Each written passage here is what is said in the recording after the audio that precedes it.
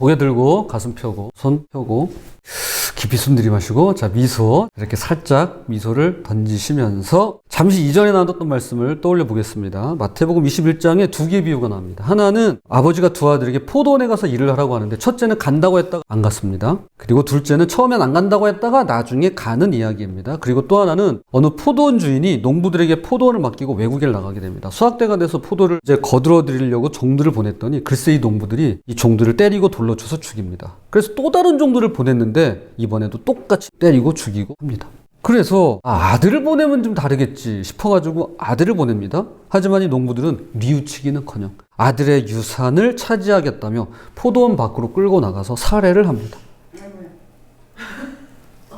그렇죠. 진짜 엄연하죠. 이것은 거부와 심판을 보여주는 비유로 그 자리에 있던 종교 지도자들, 특히 대제사장들과 장로들을 향한 엄중한 경고였습니다. 그리고 본인들도 이 사실을 잘 알았습니다. 그런데 예수님께서 여기서 멈추지 않으시는데요. 그것이 바로 오늘 본문입니다. 마태복음 22장 1절입니다. 예수께서 다시 비유로 대답하여 이르시되 예수님께서 다시 비유를 이어가십니다.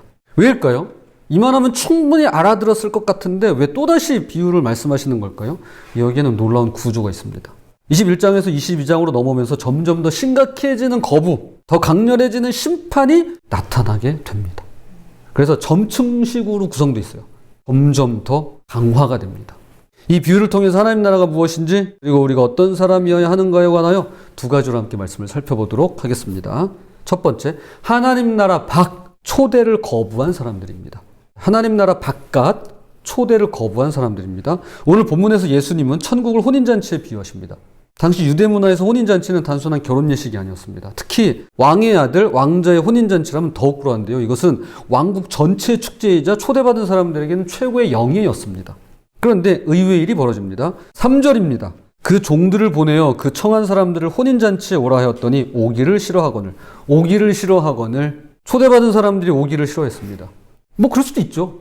그런데 당시 문화에서는 두 번 초대하는 게 관리였습니다. 첫 번째 초대로 날짜를 알리고요. 두 번째 초대로 이제 준비가 다 됐으니 오라고 알리는 겁니다. 그래서 왕이 종들을 다시 보냅니다. 4절 다시 다른 종들을 보내며 이르되 청한 사람들에게 이르기를 내가 오찬을 준비하되 나의 소와 살진 짐승을 잡고 모든 것을 갖추었으니 혼인잔치에 오소서 하라 하였더니 왕은 포기하지 않습니다. 혹시 준비가 안 되어서 그런가? 라며 모든 것이 준비됐으니 참석해 달라고 한 번 더 초대합니다. 얼마나 정성스럽게 잔치를 준비했는지 소와 살진 짐승을 잡고 모든 것을 갖추었으니 라고 말씀합니다. 왕이 할 수 있는 최고의 대접을 마련합니다. 보통 이럴 때 이런 표현 쓰죠. 융숭하게 대접을 준비한 거예요. 그런데 그들의 반응이 어땠나요? 5절입니다. 그들이 돌아보지도 않고 한 사람은 자기 밭으로 한 사람은 자기 사업하러 가고 이들은 왕의 잔치에 가는 대신에 자기 밭으로 가고 자기 사업을 하러 갑니다. 그럼 이렇게 질문할 수 있을 것 같아요. 자기 밭, 자기 사업을 중요시하는 게 죄인가요? 이 죄예요? 우리 학생들 같은 경우는 공부라고 하면 어떨까 싶어요? 이게 죄예요? 아니죠. 그럴 리 없습니다. 여러분 그렇게 생각하시면 곤란합니다. 죄 아닙니다. 일이 급하면 못 갈 수도 있고요. 할 일 있으면 초대에 응하지 못할 수도 있습니다. 여러분 우리 그러잖아요. 사실 우리도 실제로 그러잖아요. 얼마든지 왕의 초대를 거절할 자유가 있는 것이죠. 하지만 여러분 잘 생각해 보세요. 이건 단순한 파티 초대가 아닙니다. 폭군이나 독재자의 명령이나 엄포가 아니라 왕의 초대이고 아들의 혼인입니다. 그리고 이들은 3절에서 이미 한번 거절했습니다. 오기를 싫어하거늘. 그런데 왕은 포기하지 않았고 또다시 종들을 보내 정중하게 초대합니다. 모든 걸 갖추었으니 이렇게 명시되어 있어요. 혼인잔치에 오소서. 왕께서 두 번째 기회를 주는 것입니다. 고대 근동 문화에서 이것이 마지막 초대라는 것을 그들은 잘 알았을 겁니다. 그런데 반응이 어땠나요? 단지 밭으로 가고 사업하러 간 게 아닙니다. 여러분 거기에 여러분들이 집중하시면 안 돼요. 5절 보세요. 그들이 돌아보지도 않았어요. 돌아보지 않다는 것은 헬라어로 아멜레산테스라고 하는데요. 단순히 못 갔다가 아니라 무시하다, 개의치 않다, 경멸하다의 뜻이 있습니다. 이는 왕의 호의와 권위에 대한 명백한 경멸과 무시를 보여주는 행동이라 할 수 있습니다. 이것은 에덴 동산의 선악과 사건을 떠올리게 합니다. 하나님께서 선악을 알게 하는 나무 열매는 먹지 말라고 명령하셨을 때 아담과 하와에게는 그 명령을 어길 수 있는 기술적인 자유가 있었습니다. 그래서 하나님께서 물리적으로 막지 않으셨죠. 가령 먹으려고 하면 선악과가 사라진다거나 손을 갖다 대려고 하는 순간에 이 선악과가 갑자기 순간이동한다던가 하지 않았습니다. 그들은 그 자유를 사용했고 선택했습니다. 그런데 그 선택이란 것이 단순히 과일 하나 먹은 게 아니었습니다. 이거 하나가 아니에요. 그것은 결국 하나님의 명령을 거역하겠다. 하나님보다 내가 더 잘 안다. 하나님을 나의 주인으로 인정하지 않겠다는 선언이나 다름없습니다. 그리고 그 결과는 창세기 3장 19절 내가 흙으로 돌아갈 때까지라고 하는 죽음입니다. 오늘 본문에 나오는 이 사람들도 마찬가지입니다. 거절할 기술적인 자유가 있었습니다. 우리에게도 다 자유가 있어요. 기술적인 자유가 있어요. 일이 있고요. 사업이 있고요. 학업이 있고요. 개인적인 사정이 있는 거예요. 그런데 그 거절은 단순히 일정이 안 맞아서가 아니라는 겁니다. 당신을 왕으로 인정하지 않겠다. 당신의 아들을 존중하지 않겠다. 당신과의 관계를 원치 않는다. 라는 뜻입니다. 그래서일까요? 충격적인 일이 벌어집니다. 마태복음 22장 6절입니다. 그 남은 자들은 종들을 잡아 모욕하고 죽이니. 여러분, 일하러 간 사람도 있고 밭으로 간 사람도 있어요. 사업하러 간 사람도 있어요. 공부하러 간 사람도 있어요. 개인 사정 때문에 간 사람도 있는데요. 보세요. 남은 자들은 어떻게 했어요? 종들을 잡아 죽였어요. 모욕하고 죽였어요. 적대감을 넘어서 왕에 대한 정면 도전이자 반역이죠. 이게 반역이죠. 이거 내란이죠. 왜 이렇게까지 하는 걸까요? 이것은 이스라엘이 선지자들을 대했던 방식입니다. 하나님께서 계속해서 선지자들을 보내셨지만 그들은 선지자들의 말을 거부했고 심지어 죽였습니다. 예레미야를 구덩이에 넣었고 이사야를 톱으로 켰으며 세례 요한의 목을 잘랐습니다. 그리고 지금 이 비유를 듣고 있는 이들은 며칠 후에 예수님을 십자가에 못 박아 버릴 테죠. 7절입니다. 임금이 노하여 군대를 보내어 그 살인한 자들을 진멸하고 그 동네를 불사르고. 이 비유는 실제로 AD 70년에 일어난 일을 예언하는 것이기도 합니다. 역사가 요세푸스의 기록에 따르면 로마 군대가 예루살렘을 포위했을 때 110만 명이 죽었고 9만 7천 명이 노예로 끌려갔다라고 되어 있습니다. 성전은 완전히 파괴되어서 돌 하나도 돌 위에 남지 않았습니다.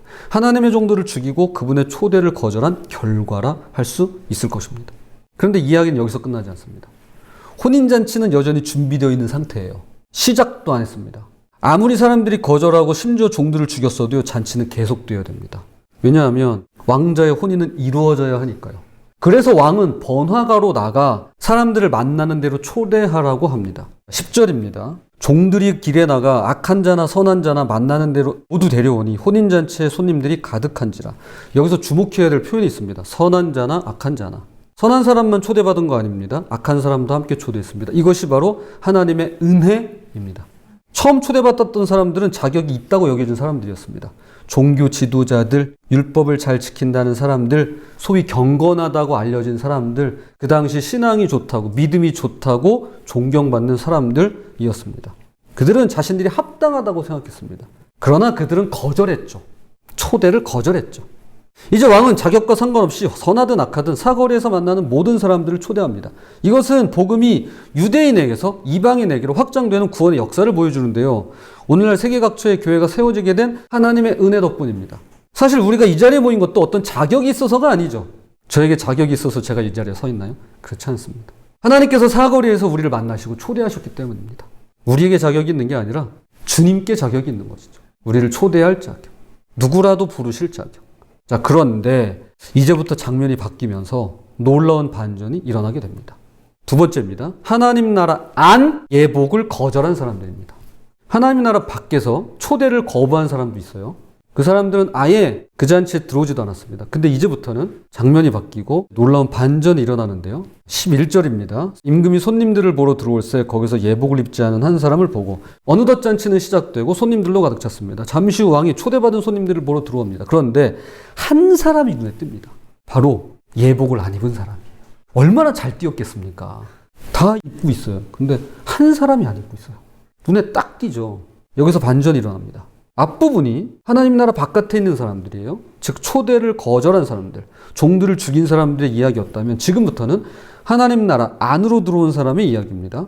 즉 초대 응의 잔치에 들어왔습니다. 겉으로 보기에는 다른 사람들과 똑같습니다. 그런데 문제는 그가 예복을 입지 않았다는 사실입니다. 12절 이르되 친구여 어찌하여 예복을 입지 않고 여기 들어왔느냐 하니 그가 아무 말도 못하거늘. 도대체 그는 왜 예복을 입지 않은 걸까요? 길에서 급하게 초대를 받아서 왔기 때문에 예복을 준비할 시간이 없었을까요? 아니면 돈이 없어서 예복을 살 형편이 안 됐던 걸까요? 아닙니다. 다 아닙니다. 그렇지 않습니다. 이것은 이미 작년에 격차와 예복이라는 설교에서 이미 다뤘던 부분입니다. 놀랍게도 이 한 사람만 제외하고 잔치에 참여한 모든 사람이 하나같이 예복을 입고 있었다는 사실입니다. 이 사람들도 다 밖에 나가서 선하든 악하든 다 데리고 온 분들이에요. 근데 이 사람만 입지 않았어요. 이 한 사람만. 왜냐하면 고대 금동에서 왕의 잔치를 열 때 손님들에게 예복을 제공하는 것이 관습이기 때문입니다. 여러분 이제 에이펙 정상회의를 할 거예요. 그러면 그때 만찬을 하겠죠. 만약에 이거는 전 전혀 모르는 사실입니다. 그러나 만약에 우리 한복을 입고 만찬에 참석하겠습니다 하면 여러분 한복을 제공할까요? 그냥 니들이 가져와 그럴까요? 제공하죠. 그래서 열왕기하 10장 22절에는 예후가 바알 제사장들을 위해 예복을 준비해주는 장면이 나옵니다. 수천 명에게 예복을 나눠줘요. 이거 유니폼이 아닙니다. 이건 단체복이 아니에요. 예복이에요. 그럴 수밖에 없는 게 사거리에서 급하게 초대받아 참석한 사람들입니다. 그러면 모든 사람이 예복을 입을 수 있도록 왕의 잔치에 걸맞는 예복을 왕이 미리 준비해만 하는 것입니다. 그리고 실제로 4절에서 모든 것을 갖추었으니 라고 말씀합니다.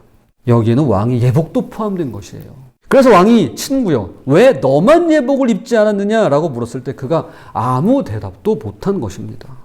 왕이 다 준비해놨는데 본인이 거부하고 입지 않았기 때문입니다.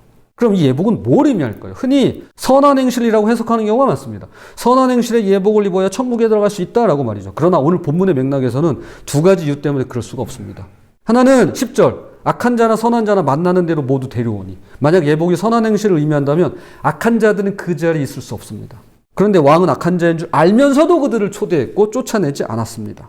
또한 왕이 예복을 준비했기 때문인데요. 만약 예복이 선한 행실을 가리킨다면 각자 자신이 준비해야 됩니다. 그런데 왕이 준비해 주셨어요. 그러니까 이건 선한 행실이 아닙니다.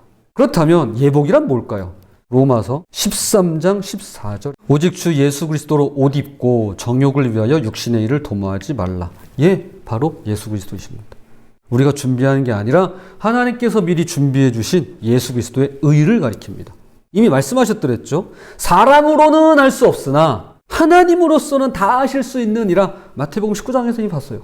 구원은 사람이 하는 거 아닙니다. 하나님께서 친히 예비하시고 준비하시고 이루어가시는 그분의 역사인 것입니다.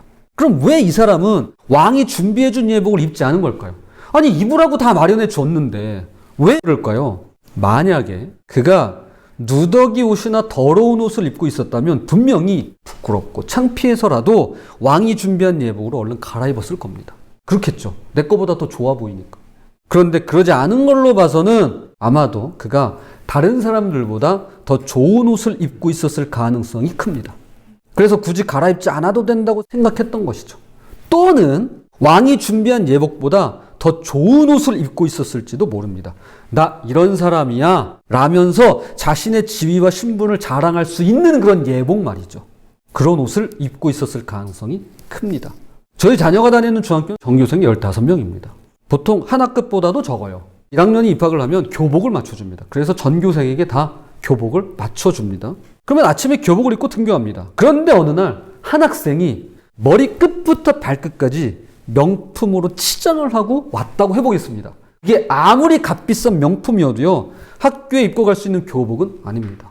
저 학창시절 같은 경우였다면 선도부에 걸려서 벌점을 받는다던가 교문 앞에서 엎드려 뻗쳐를 한다던가 그 상태에서 엉덩이를 맞는다던가 남아서 운동장 청소를 한다던가가 아니라 이걸 다 해야만 했습니다. 벌점도 받고요, 엎드려 뻗쳐도 해야 됐고요, 매도 맞아야 됐고 청소도 했습니다. 그리고 땀을 뻘뻘 흘리면서 교실에 겨우 들어갈 수 있었습니다. 그게 아무리 고급 명품이라 할지라도요, 체벌을 피해갈 수는 없었습니다. 왜냐하면 학생에 걸맞는 교복을 입지 않았기 때문이에요. 만약 군대라면 어떨까요? 제가 입대를 했는데 뭘 입었든 뭘 걸쳤든 간에요, 그거 싹 다 벗깁니다. 직접 벗기는 건 아니고 다 벗으라고 그래요. 속옷까지 다 벗어요. 그래서 그걸 다 포장해서 택배로 집으로 발송합니다. 그리고요, 머리부터 발끝까지 군복 입힙니다. 양말 군용이에요. 속옷 군용입니다. 싹 다 군복을 입힙니다. 자, 그런데 다 군복 입고 연병장에 도열해 있는데 어떤 군인 하나가 딱 이러고 명분 가지고 나왔어요. 있을 수도 없고 있어서도 안 됩니다. 상상만 해도 아찔합니다. 지금 왕이 준비한 예복을 거부하고 자기 옷을 걸치고 있는 이 사람도 마찬가지예요. 교복이나 군복은 이 예복과는 비교조차 할 수 없습니다. 이것은 왕의 은혜를 거절하는 행위고요, 왕의 존엄을 경멸하는 일입니다. 그래서 이 사람 어떻게 되나요? 마태복음 22장 13절 임금이 사환들에게 말하되 그 손발을 묶어 바깥 어두운 데에 내던지라. 거기서 슬피 울며 이를 갈게 되리라 하니라. 냉혹한 결말이죠. 그가 의지한 것은 왕의 은혜가 아니라 자기 자신이었기 때문입니다. 자기 의를 입고 자기 공로의 옷을 입고 자기 선행의 옷을 입고는 한껏 뽐내다가 결국 손발이 묶인 채 바깥 어두운 곳으로 쫓겨나고 맙니다. 여기서 반드시 놓치지 말아야 할 것이 있는데요, 이 사람은요 잔치에 들어온 사람이라는 겁니다. 겉으로 다른 사람들과 똑같아 보입니다. 그런데 예복을 입지 않았을 뿐입니다. 19세기 위대한 설교가 찰스 벌전이 이 점에 대해서 이렇게 말했습니다. 그는 교회 안에 있지만 그리스도 안에 있지 않다. 그는 교회 안에 있지만 그리스도 안에 있지 않다. He is in the church, but he is not in Christ. 교회 안에 있지만 그리스도 안에 있지 않다. 오늘 제목이 여기서 왔습니다. 교회 안에 있으나 그리스도 밖에 있는. 오늘 예배 참석한 우리 각자에게 이렇게 질문할 수 있을 것 같습니다. 나는 교회 안에만 있는가? 아니면 그리스도 안에도 있는가? 라고 말이죠. 이제 말씀의 결론을 맺겠습니다. 왕이 준비한 예복은 그냥 옷이 아닙니다. 이 예복은 골고다 언덕 십자가에서 마련된 것으로 예수님께서 피 흘리시고 죽으심으로 우리를 위해 준비하신 구원의 옷입니다. 우리의 더러운 죄를 덮고 의를 입혀주시는 옷입니다. 이사야 61장 10절입니다. 내가 여호와로 말미암아 크게 기뻐하며 내 영혼이 나의 하나님으로 말미암아 즐거워하리니 이는 그가 구원의 옷을 내게 입히시며 공의의 겉옷을 내게 더하심이 신랑이 사모를 쓰며 신부가 자기 보석으로 단장함 같게 하셨음이라. 구원의 옷, 공의의 겉옷은 우리가 준비하는 게 아닙니다. 하나님께서 입혀주시는 옷입니다. 이 시간을 빌어서 세 가지를 기억했으면 좋겠습니다. 첫째, 하나님의 초대는 은혜입니다. 우리에게 자격 같은 게 있어서 초대받은 게 아닙니다. 악한 자든 선한 자든 사거리에서 만나는 대로 초대하시는 그분의 은혜인 것입니다. 둘째, 하나님께서 모든 것을 준비하십니다. 왕이신 하나님께서 모든 사람을 위해서 예복을 준비하셨습니다. 저를 위한 예복, 여러분들을 위한 예복, 누구를 위한 예복 다 있습니다. 그 예복은 십자가에 달리신 예수 그리스도이십니다. 사도행전 4장 12절 다른 이로서는 구원을 받을 수 없나니 천하 사람 중에 구원을 받을 만한 다른 이름을 우리에게 주신 일이 없음이라 하였더라. 끝으로 그러나 초대를 받은 것만으로 충분하지 않습니다. 예복을 입어야 합니다. 왕께서 직접 준비해 주신 예수 그리스도로 옷 입어야만 합니다. 내 의가 아닌 그리스도의 의로, 내 능력이 아닌 그분의 영으로, 내 공로가 아닌 그분의 은혜로 옷 입어야만 합니다. 혹시라도 나 자신에게 매여 하나님의 초대를 뒷전으로 미루고 있지는 않을까요? 또는 교회에는 들어와 있고 예배에는 참석하고 있지만 왕의 예복 없이 그리스도 없이 내 방식대로 자기 의를 입고 살고 있지는 않으실까요? 내가 뛰어나서 내 실력으로 내가 열심히 해서 반대로 또는 나는 이것도 못해서 나는 이것도 부족해서 나는 이거밖에 안 돼서 라는 생각으로 하나님의 은혜를 놓치고 있지는 않는지 나 자신을 한번 돌아보면 좋겠습니다. 부디 하나님의 은혜로 초대받아 십자가에서 준비해 주신 왕의 예복을 입고 교회 안에서뿐만 아니라 그리스도 안에서 살아가는 저와 여러분이 되시기를 주님의 이름으로 부탁을 드립니다.